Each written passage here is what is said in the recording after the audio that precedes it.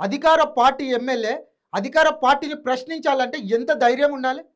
అసెంబ్లీలో కాంగ్రెస్ పార్టీ మంత్రులు, ముఖ్యమంత్రి రేవంత్ రెడ్డి, ఎమ్మెల్యేలు అందరి మధ్యలో నిల్చొని సొంత పార్టీ దుమ్ము దులిపిండు రాజగోపాల్ రెడ్డి.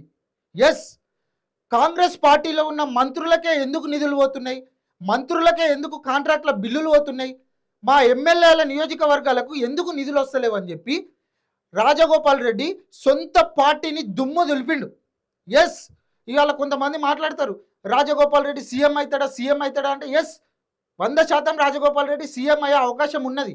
ఎందుకంటే రాజగోపాల్ రెడ్డి అల్లాటప్ప మనిషి కాదు. రాజగోపాల్ రెడ్డి ప్రజల గురించి మాట్లాడేటాయన.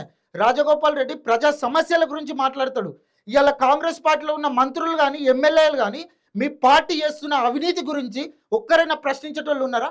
సొంత పార్టీలో ఉన్న రాజగోపాల్ రెడ్డి అసలు ఏం జరుగుతుంది కాంగ్రెస్ పార్టీలో, మేము ప్రజలకు ఏం చెప్పి అధికారంలోకి వచ్చినాం, వాళ్ళు మమ్మల్ని ప్రశ్నిస్తారు, మేము వాళ్ళకి ఏం సమాధానం చెప్పాలి, మేము చేస్తా అన్న అభివృద్ధి వాళ్ళకి చేయకపోతే మా ముఖం ఎక్కడ పెట్టుకోవాలి, రేపు మా నియోజకవర్గాలకు ఎట్లా పోవాలని చెప్పి సొంత పార్టీని కడిగి పారేసిన వ్యక్తి రాజగోపాల్ రెడ్డి. అది లీడర్షిప్ అంటే, అది ఒక నాయకత్వం అంటే.